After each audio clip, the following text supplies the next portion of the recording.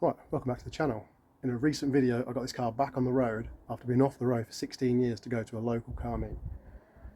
In just over a week's time I plan to take this car to Derby to a live recording of the Smith and Sniff podcast. If you don't know who they are, that's Johnny Smith from Fifth Gear and the Late Break Show on YouTube, and Richard Porter, who used to be the writer for Top Gear.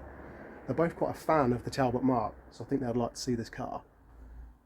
Before I go, I plan to put this 1.6 engine from a Solara in the Horizon. The Horizon never came with a 1.6, the biggest you got was a 1.5. It's not much of an upgrade, but every little counts. There's a few other little jobs I need to get done as well while I'm doing it, so let me show you what I need to do. Right, you might ask yourself why I've given myself such a short time period to get this done. I tend to work better under pressure, and giving myself a short time period to get it done means I'll get it done quick. There's a few things I need sorting out. The engine bay needs a bit of a tidy up. It's a bit rough, so give it a bit of a clean, maybe some paint here and there. I'm not going to go too mad. Main thing I want to get out, main other thing I need to get sorted out is the gear linkage. The gear linkage is terrible on this. I'll show you the spare one that I've got. You can see there's a lot of rods and links and points where there could be play. It's a pretty bad setup. I'm going to try and modify this to make it better. I've got some universal joints and some other bits and bobs I've nabbed from a scrapyard, which I'm hoping I can make a slightly less sloppy gear linkage and maybe a slightly quicker gear linkage. I'm going to be removing the engine without taking the gearbox out, mainly for speed, but also because I need to leave the gearbox in so I can do the gear linkages. And it also means I don't have to muck around with any of the drive shafts, ball joints or any of that mess. There is enough space in the engine bay to get the engine out. Just undo the bell housing bolts, pipes and wires, and then it comes out. You have to go on a bit of a jaunty angle, but I've done it before, so that's what I'm going to be doing.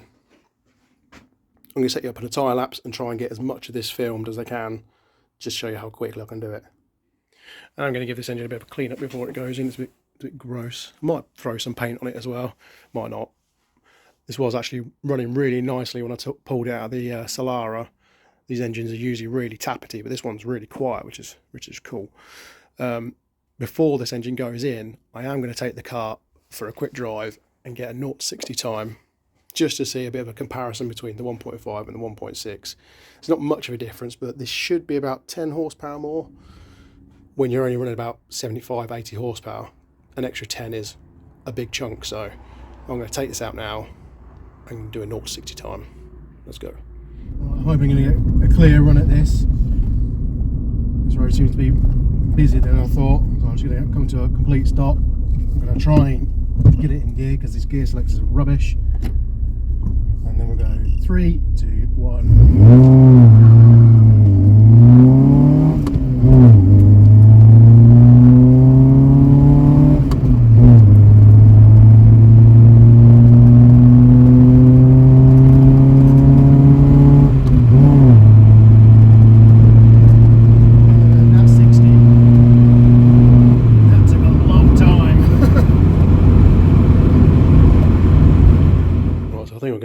Try and keep as much on the car as possible. I'm going to just disconnect the bike carbs from the manifold and flip that out of the way.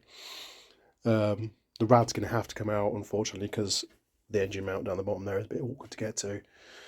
But I'm going to try and keep as much connected as possible. Just a couple of coolant pipes, a couple of wires, and that should be all I really need to do. And then obviously the engine mounts. So I'll get you set up in the tripod and get this time lapse going.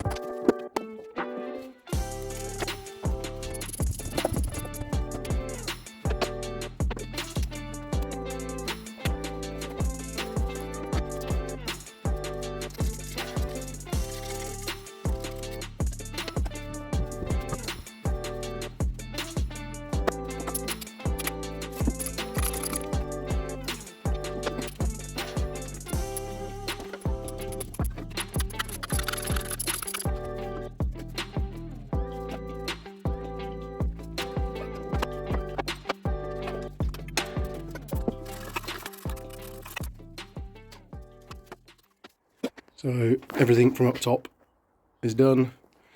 Just got the engine mount at the back on this side to do, and then the front one, and then the one bolt at the bottom holding the engine to the gearbox, and then it's out. But I need to get the engine crane on to support it while I do the engine mounts, so gonna get that all hooked up now.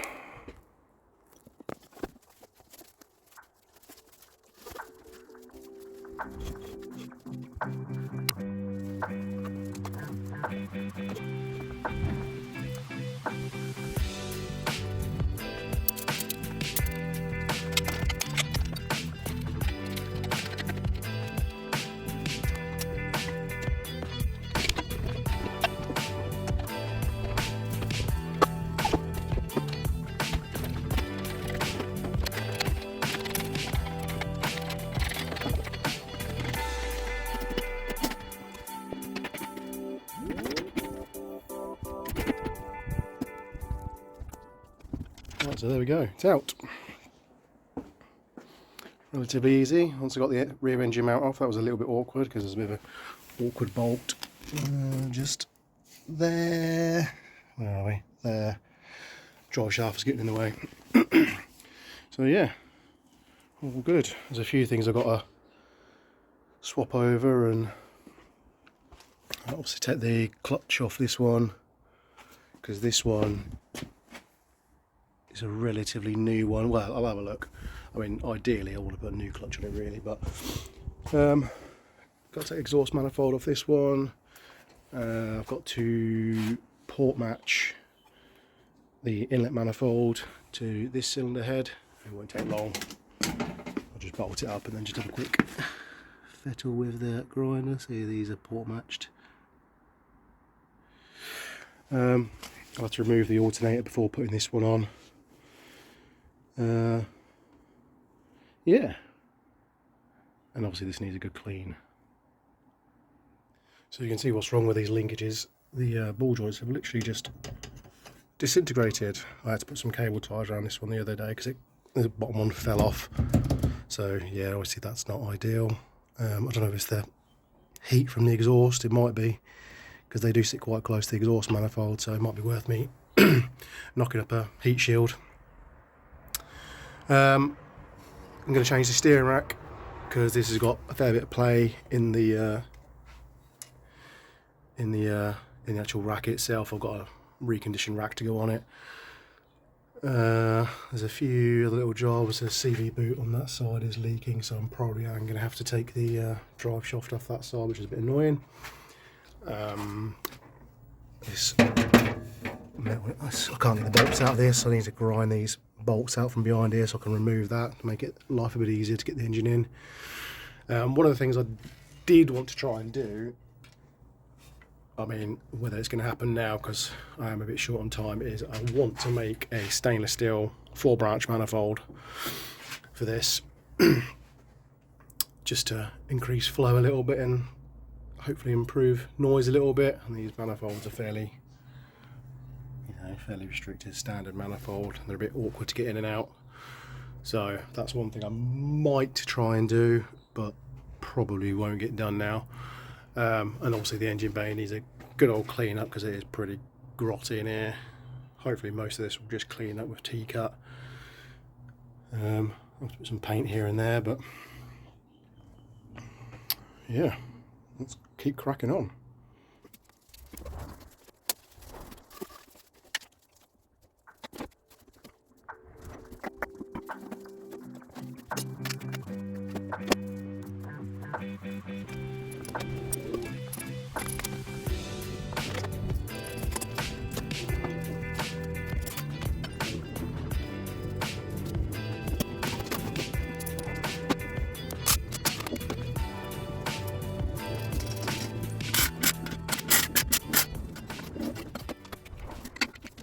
So it turns out the clutches are actually completely different. This is the Solara one from the 1.6. This is the one from the Horizon, and we have to see it's a fair difference in size.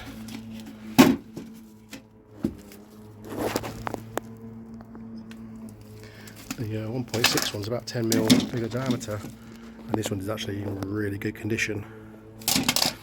the whole clutch is more heavy duty as well. Even the bolts that hold it on, these have got 8mm bolts and these have got 6mm bolts, so this one will be definitely staying on because it's much more heavy duty than this one, and this one's really worn out, to be fair. So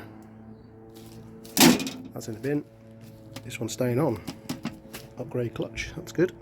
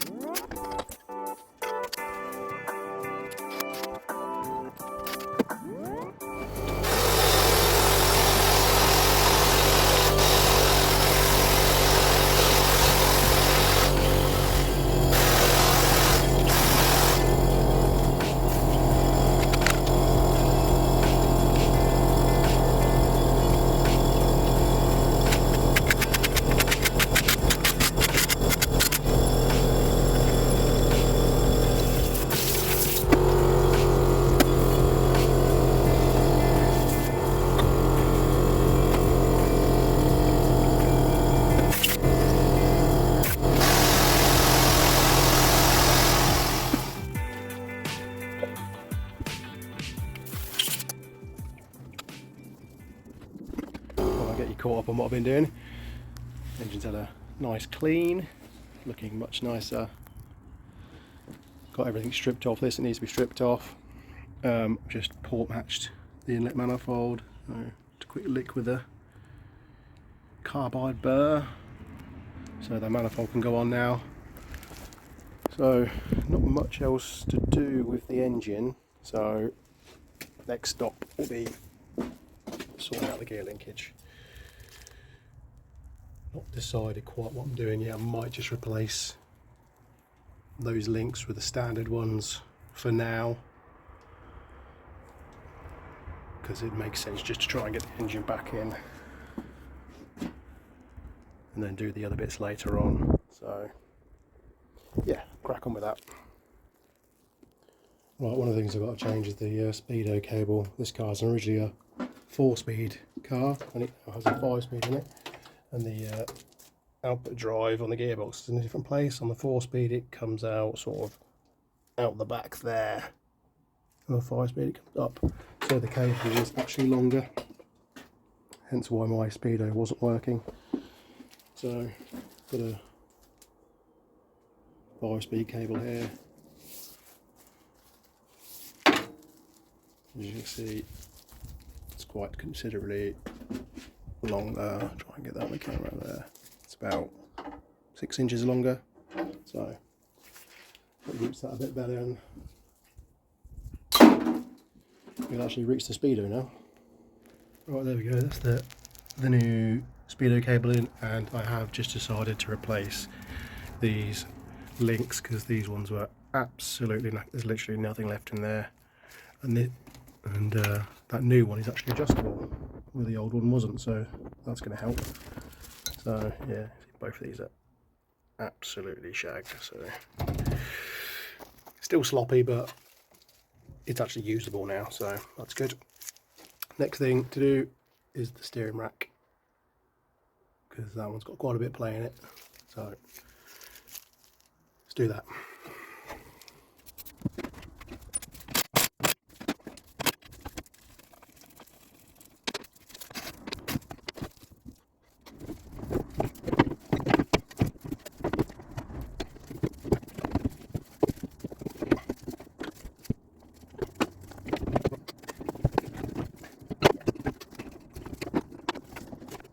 Right, there we go, that's the rack out. You'll notice on the new rack that it's missing the track rod and track rod end. That's because I nicked it for this one, so I'll be taking that back off again and putting it on this one. Yeah, that's pretty much it really. I did snap one of the bolts, which is annoying. That was stuck in the housing there, corroded in, which is annoying, but I'll find another bolt. Bit of a fiddle to get it out. The hole that this goes through is very tight, but wiggled it out in the end, so yeah, nice new steering rack for the Horizon. Let's get it back on again. Right, since the last clip you would have seen, that was filmed last weekend, 8th and 9th of November. It's now the following weekend, it's the 15th of November now, so I've got about 4 days before I drive this up to Derby. Since then, steering rack's been mounted up. Nice new steering rack, or reconditioned steering rack. I had a bit of a faff with that. When I bolted it up, it was binding and was quite tight. I thought it was something to do with the mounting brackets because there's shims and there's a fair bit of adjustment on the mounting brackets. So I spent about 3 hours dicking around with that, only to find that it was actually binding up on the steering column. So I just needed to adjust the steering column slightly, and that sorted that out. I've been doing a bit of painting, just trying to clean up the bits that I can't get to when the engine's in. So this side is quite tight to the engine, so nice bit of blue paint. I went to Wilco and found the closest match I could find to the original colour, which is that. It looks close enough. I mean, this car's about 10 different shades of blue, so it doesn't really matter. Just tidies it up a bit. New engine's been painted, it's all cleaned up and looking much tidier, so that looks good. Did find a bit of rust under the battery tray. I've removed the battery tray because the old battery tray was an awkward size. It was hard to get modern size batteries to fit. I found a bit of rust, so I'm just going to chop that out and weld a new bit in, treat all this surface rust, and then that'll all get painted as well. I've got this battery tray from I think it was from a Golf, I think, so just going to make up some brackets to mount that to it. It actually fits quite nicely in that position. And then, yeah, get the engine bolted up once that's all painted and lacquered on that corner. Get the engine bolted up, get it all plumbed in and fired up again, and then the rest of this stuff will be done once the engine's back in, because obviously getting the engine in is the most important bit. So that'll be done tomorrow when the weather's a bit nicer, because today it's disgusting. So yeah, more to come.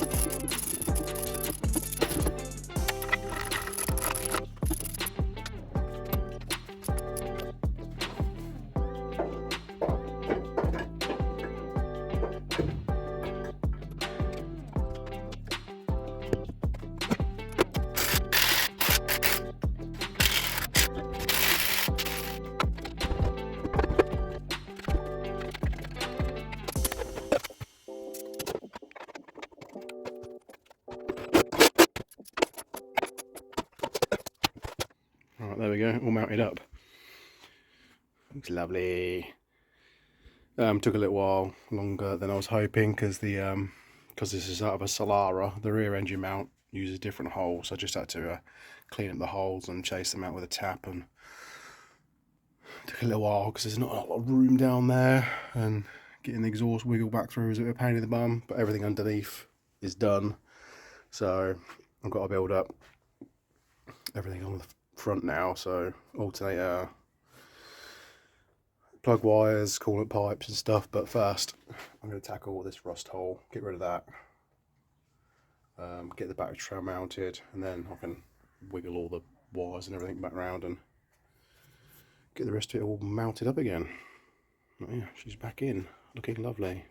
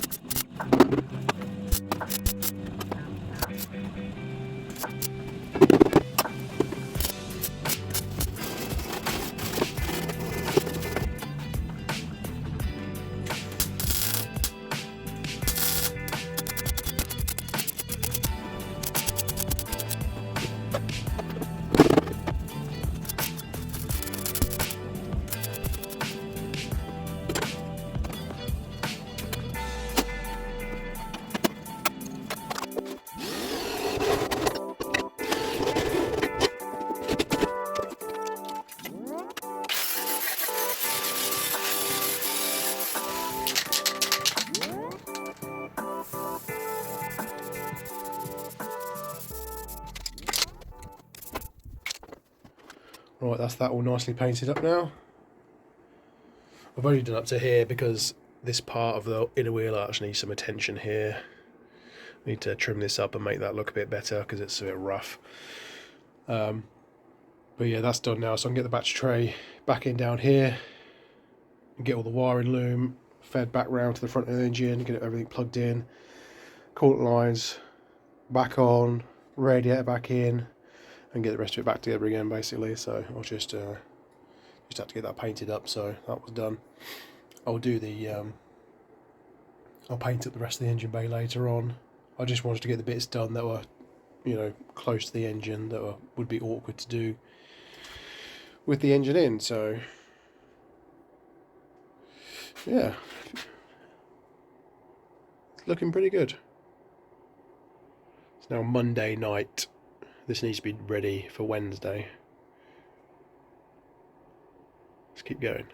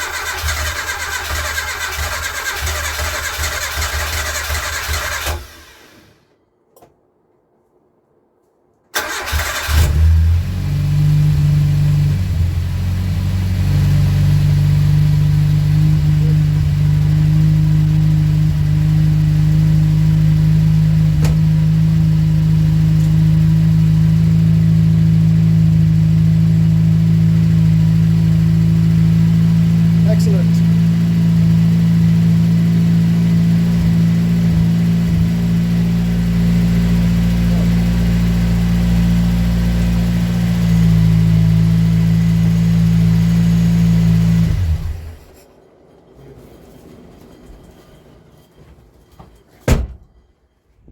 It is now 3:30 on Wednesday, the day that I'm supposed to be going up to Derby. The show starts at 7. It's an hour drive and my car still looks like this, but it doesn't actually need that much. Just need to put swap some new headlights in because both the ones that are in it were shit. Make a battery tie down, clear all the crap out of the way and get it out. So I'm just going to move it forward now so I can get around it a bit easier. Nearly done.